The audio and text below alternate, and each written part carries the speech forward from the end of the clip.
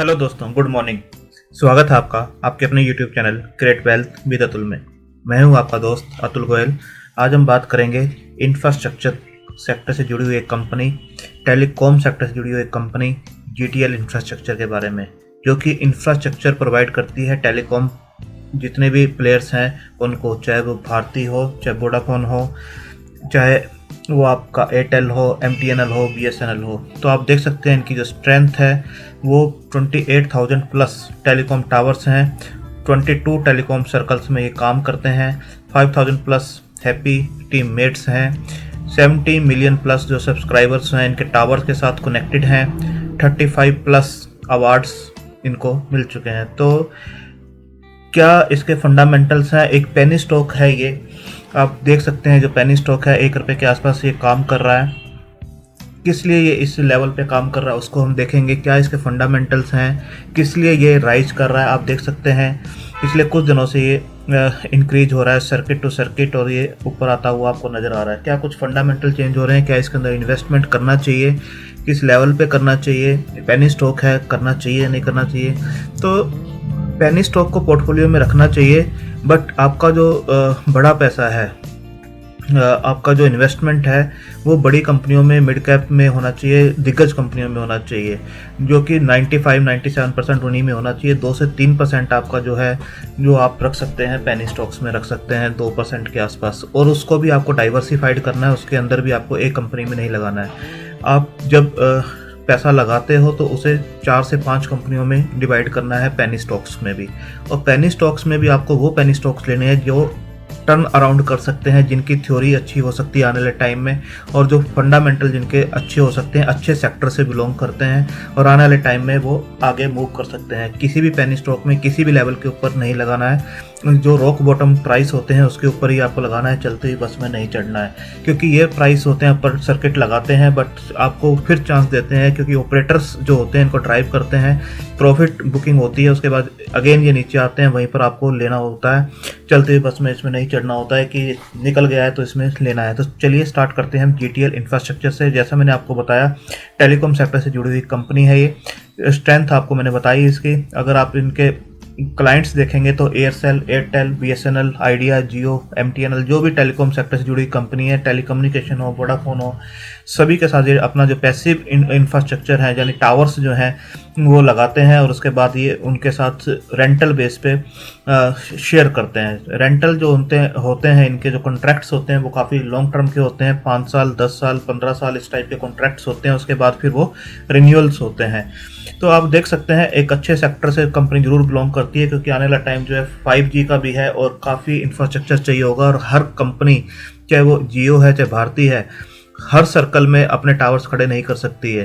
तो tower sharing होती है, बट जो मेन प्रॉब्लम है इसकी, अच्छे सेक्टर से बिलोंग करने के बाद भी जो इनके ऊपर डेट है, जो इंफ्रास्ट्रक्चर इन्होंने खड़ा किया है, उसकी वजह से ये कंपनी प्रॉब्लम में है। तो हम इसके फंडामेंटल्स देखते हैं। उससे पहले शेयर प्राइस देखते हैं कि शेयर प्राइस आज किस टाइप से बिहेव कर रहा है। आप देखेंगे कल का जो क्लोज था ₹1 था, और आज ₹1.05 पे ओपन होता है। लो भी वही है और ओपन भी वही है। तो ₹1.05 पे ये सर्किट में फंसता हुआ आपको नजर आ रहा है। अगर 52 वीक लो देखेंगे तो 15 पैसे का जो कोविड टाइम पे इसने बनाया था, और 52 वीक हाई जो है ₹1.35 का है। इसको हम टेक्निकली भी देखेंगे कहाँ पर इसका सपोर्ट बनता है और कहाँ इसका रेजिस्टेंस बनता है, क्योंकि इस टाइप के जो शेयर्स होते हैं उसके अंदर निकलना भी जरूरी होता है। आप एंट्री ले सकते हैं, बट एग्जिट या ऑफ लोडिंग कहाँ पर करनी है वो भी जरूरी होती है। तो जीटीएल इंफ्रास्ट्रक्चर के फंडामेंटल्स अगर हम देखते हैं तो मार्केट कैप जो है 1241 करोड़ की आपको नजर आती है। ROCE जो है नेगेटिव में है 6.20, ROE भी जो है नेगेटिव में है 315%। प्लज 100% है। जो शेयर प्लजिंग की हुई है प्रमोटर्स ने, कितनी इनकी होल्डिंग है वो भी हम देखेंगे, और जितनी भी होल्डिंग है उसका 100% उन्होंने प्लज किया हुआ है। डेट 715 करोड़ है, इसको भी हम अभी चेक करेंगे बुक्स के ऊपर। फेस वैल्यू जो है 10 की है, बुक वैल्यू माइनस में है 0.39। तो आप देख सकते हैं फंडामेंटल्स कहीं से किसी भी लेवल तक अच्छे नज़र नहीं आते हैं। प्राइस मूवमेंट जो है एक ऑपरेटर ड्रिवन जरूर है, और उसका पैसा कहीं से भी आए तो पैसा आना चाहिए। अगर किसी रॉक बॉटम प्राइस पे आपने उठाया हुआ है तो वो पैसा आपको बनाकर दे रहा है तो बिल्कुल लेना चाहिए, बट छोटा पैसा ही छोटी कंपनियों में लगाना चाहिए, ताकि रात की नींद अच्छी आए और पैसा बने तो अच्छा बन जाए। तो आप देख सकते हैं 50 DMA और 200 DMA दोनों से ही ऊपर ये स्टॉक इस टाइम काम करता हुआ नजर आ रहा है। इसके बाद हम देखते हैं कि क्वार्टरली रिजल्ट्स किस टाइप के हैं इनके। तो आप देखेंगे दिसंबर 2017 में जो सेल्स 639 की थी वो सितंबर में 346 की रिड्यूस होती हुई नज़र आ रही है, क्योंकि कंपनी के ऊपर जो डेट है उसकी वजह से इंटरेस्ट पे करते हैं, रिजल्ट्स नेगेटिव में है और लिक्विडिटी की प्रॉब्लम है, नए इंफ्रास्ट्रक्चर खड़े नहीं कर पा रहे हैं या रिवेन्यूज नए नहीं आ रहे हैं। तो कहीं ना कहीं आप देख सकते हैं रिवेन्यूज रिड्यूस होते हुए इनके नज़र आ रहे हैं। ऑपरेटिंग प्रॉफिट मार्जिन्स जो किसी कंपनी के लिए मेन होते हैं, तो 45% पे जो काम करते थे अब ये 32 के आसपास हैं, जो बीच में डिप होकर 13%, और आप देख सकते हैं काफ़ी फ्लक्चुएशंस हैं इसके अंदर भी, 8% है, कभी 0% है और कभी 32% है। कंसिस्टेंसी जब नहीं होती है किसी बिजनेस में तो इसी टाइप से आपको दिखाई देता है। ऑपरेटिंग प्रॉफिट जो थे 285 करोड़ से 112 करोड़ के आसपास के हैं। नेट प्रॉफिट जो है 20 करोड़ का जो था अब माइनस में -172 करोड़ के आसपास का दिखाई दे रहा है। और पिछले कुछ क्वार्टर से आप देखेंगे तो ये आपको माइनस में ही दिखाई दे रहा है। सिर्फ एक दिसंबर 2017 को 20 करोड़ का प्रॉफिट छोड़ दें तो बाकी सभी क्वार्टर्स जो आपको माइनस के अंदर ही दिखाई देंगे। अगर ईयर ऑन ईयर भी हम इनकी कंपैरिजन कर लें पिछले कुछ सालों का, तो सेल्स 221 करोड़ की जो हुआ करती थी अब 1417 करोड़ रुपए की है। ओपीएम जो किसी भी कंपनी के लिए मेन है, पहले हम क्वार्टर ऑन क्वार्टर देखे थे, अब जो है ईयर ऑन ईयर देखें तो 13% से ये इंक्रीज होकर 19% पे जरूर पहुंचे हैं। ऑपरेटिंग प्रॉफिट जो 30 करोड़ के हुआ करते थे वो जो है 267 करोड़ के हैं, जो कि बीच में 999 यानी 1000 को भी टच कर गए थे 2017 में। उसके बाद से ये रिड्यूस होते हुए 267 के आसपास इन्होंने क्लोजिंग दी है मार्च 2020 की। नेट प्रॉफिट देखेंगे तो 3 करोड़ के जो हुआ करते थे वो माइनस में है 1864 करोड़ के। और आप देखेंगे पिछले कई सालों का 2010 से ही ये कंपनी जो है माइनस में ही रिजल्ट्स दे रही है। कोई भी ऐसा ईयर नहीं है जिसके अंदर इन्होंने एनुअल रिजल्ट पॉजिटिव दिए हों। तो आप देख सकते हैं इंटरेस्ट बर्डन जो है वो काफ़ी ज़्यादा है कंपनी के ऊपर। जो 103 करोड़ का जो इंटरेस्ट पे किया करते थे अब आप देख सकते हैं वो 662 करोड़ का इंटरेस्ट पे कर रहे हैं। अदर इनकम्स भी जो है वो माइनस में चल रही हैं इनकी, और डेप्रिसिएशन जो है वो भी काफ़ी हाई है इनका। आप इसके बाद देख सकते हैं जो ग्रोथ है कंपनी के CAGR प्राइस, स्टॉक प्राइस की जो CAGR है 10 ईयर्स में -31 है, 5 ईयर्स में -19, 3 ईयर्स में -48, 1 ईयर में 150%। फंडामेंटल कहीं से भी स्टेबल नहीं है, अच्छे नहीं लगते हैं। बोरिंग आप देखेंगे जो डेट है इनकी 3548 करोड़ की जो थी वो 5629 करोड़ की हो गई थी मार्च 2020 में, अब रिड्यूस होती हुई नजर आ रही है सितंबर 20 में 715 करोड़। पर ये जो डेट रिड्यूस हुई है आप देखेंगे अदर लाइबिलिटी जो है 446 की जो थी अब 6758 करोड़ के आसपास की हैं।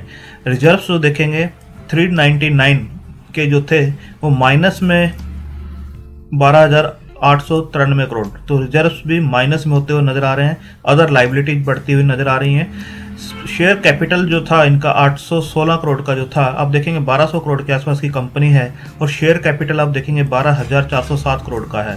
अगर शेयर कैपिटल इतना ह्यूज होगा, इतना बड़ा होगा, तो शेयर मूवमेंट नहीं कर पाता है, तो वो ऑपरेटर ड्रिवन ही रहता है और किसी ऑपरेटर ही उसे चला सकते हैं। क्योंकि शेयर कैपिटल आप देखिए कितना ह्यूज शेयर कैपिटल है, 12,407 जो है, जो शेयर इसका कैपिटल है, मार्केट कैपिटल है उसका 10 गुना इसका शेयर कैपिटल है। तो इस शेयर का चलना इस वजह से भी थोड़ा सा मुश्किल है कि लॉन्ग टर्म में नहीं चल पाएगा, ऑपरेटर ड्रिवन है। तो इसके अंदर एक स्विंग ट्रेडिंग जरूर की जा सकती है, लो लेवल पे लेके हाई लेवल पे निकलो और उसके बाद फिर अगेन ऑपरेटर जो ऑफलोड करते हैं नीचे के लेवल पे फिर आप ले सकते हैं। तो एसेट्स जो है 5209 से इंक्रीज जरूर हुए हैं, बट वो भी इंप्रेसिव नहीं है, 6987 करोड़ के आसपास के हैं।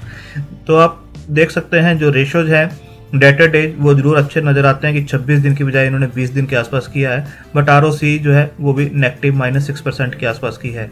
शेयर होल्डिंग पैटर्न को अगर देखेंगे तो आप देखेंगे प्रमोटर्स की जो होल्डिंग है, वो जो प्रमोटर की होल्डिंग है आप देखेंगे GTL के पास है, ग्लोबल होल्डिंग के पास है। 13.86 के आसपास जो हुआ करती थी वो भी इन्होंने 3.41 काफ़ी क्वार्टर से चल रही थी, अब उसे भी रिड्यूस करके 3.39। अभी दिसंबर क्वार्टर की इनकी डिस्क्लोजिंग नहीं हुई है, दिसंबर क्वार्टर की, सितंबर क्वार्टर में जो है 3.39 के आसपास का है। FII के पास 6.34 जो होता था 2.24 के आसपास है। DII 61 से इंक्रीज हुआ है 63। ये जो DII है आपको इसके अंदर जो भी दिखाई देंगे, जैसे यूनियन बैंक ऑफ इंडिया है, सेंट्रल बैंक है, जितने भी बैंक है, ICICI बैंक आई, जो भी आप देख सकते हैं इसके अंदर, एक्सिस बैंक, ऐसा नहीं है कि इनके इसके अंदर होल्डिंग्स हैं। ये होल्डिंग्स इन्होंने अपने आप नहीं बनाई है। ये क्या होता है कि जो डेट रीस्ट्रक्चर होती है, जो डेट इन्होंने ली थी वो डेट ये पे नहीं कर पाए हैं, तो इनको इक्विटी शेयर्स जो दिए जाते हैं बैंकों को वो दिए गए हैं।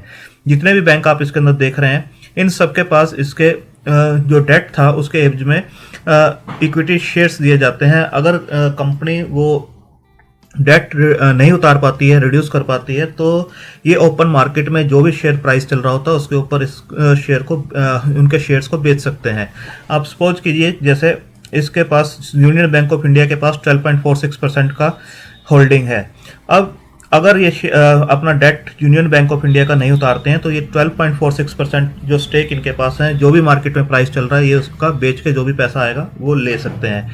पब्लिक के पास जो है 31.14% के आसपास की होल्डिंग है, जिसके अंदर जरूर जो है IDBI ट्रस्टी के पास है और यूरोपियन प्रोजेक्ट्स के पास 2.05 के आसपास की नज़र आती है। तो आप देखेंगे प्रमोटर की होल्डिंग बहुत ही कम है, 3.39%, और उसके अंदर भी आप देखेंगे कि ये सारी की सारी होल्डिंग जो है प्लज की हुई है। आप यहाँ पर देखेंगे ये सारी की सारी होल्डिंग जो है प्लज है,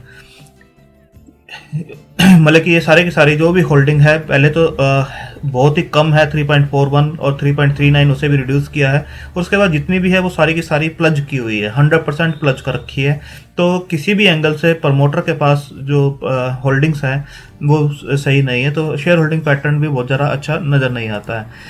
अगर हम इसके ऊपर देखें तो हाई रिस्क की कंपनी है ये, और स्टॉक प्राइस जो है 4 टाइम्स मूव करता है। अगर निफ्टी 1 पॉइंट मूव करता है तो ये 4 पॉइंट मूव करता है ऊपर नीचे, तो बहुत ज़्यादा हाई रिस्क की स्टॉक है। रैंक देखेंगे तो 692 का है और मार्केट कैप जैसे मैंने बताया 1240 के आसपास का है। एक और चार्ट के ऊपर हम डिस्कस करते हैं। 1 वीक का ये चार्ट है, आपको दिख रहा है जीरोधा का चार्ट 1 वीक का। तो आप इसके अंदर देख सकते हैं शेयर प्राइस जो है, जो कोविड का टाइम था 2018 में, पहले हम देख लेते हैं। 2018 में जो स्टॉक था वो 8 रुपये के आसपास काम किया करता था, 7.90 रुपये 8 रुपये के आसपास काम किया करता था। यहाँ सेबी के कुछ रूल्स आए और म्यूचुअल फंड ने जो रीसप्लिंग की अपनी मिड कैप स्मॉल कैप्स की, उसके अंदर सभी स्टॉक जो टूटे थे, उसके अंदर ये स्टॉक भी था।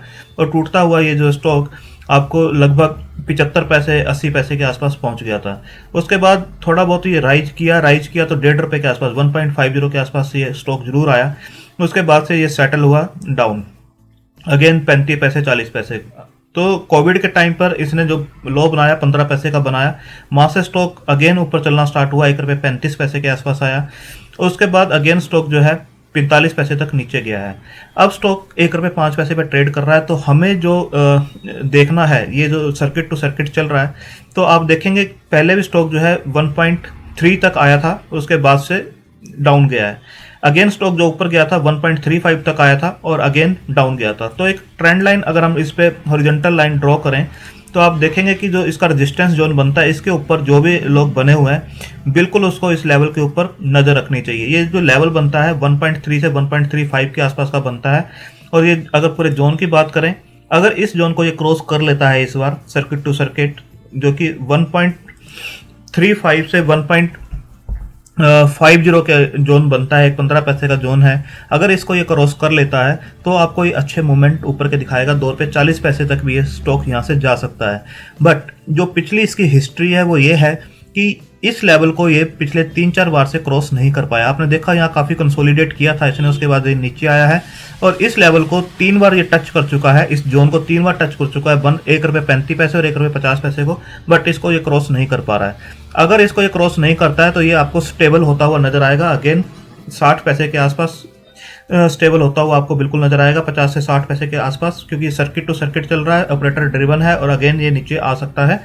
तो इस लेवल के ऊपर आप बिल्कुल नज़र रखिए। अगर इस लेवल को ये क्रॉस कर लेता है, क्योंकि ऑपरेटर ड्रिवन है, ऑपरेटर्स कुछ भी कर सकते हैं, अगर ये इस लेवल को क्रॉस कर लेता है तो बिल्कुल आपको ये 2 रुपये 40 पैसे तक भी जाता हुआ नजर आएगा। और इस लेवल को क्रॉस नहीं करता है तो अगेन आपको ये 50 से 60 पैसे आता हुआ नजर आएगा। तो अपनी पोजीशंस उसी हिसाब से रखिए, क्योंकि हाई रिस्क स्टॉक्स होते हैं ये, तो छोटा ही कंपनी है, छोटा ही पैसा इसके अंदर लगाना चाहिए। और अपने फाइनेंशियल एडवाइजर से अपनी होल्डिंग कैपेसिटी के हिसाब से कितना आप इसे कितने टाइम के लिए होल्ड कर सकते हैं उसके हिसाब से और रिस्क टेकिंग कैपेसिटी के हिसाब से इसके अंदर पैसा लगाना चाहिए। थैंक यू, धन्यवाद।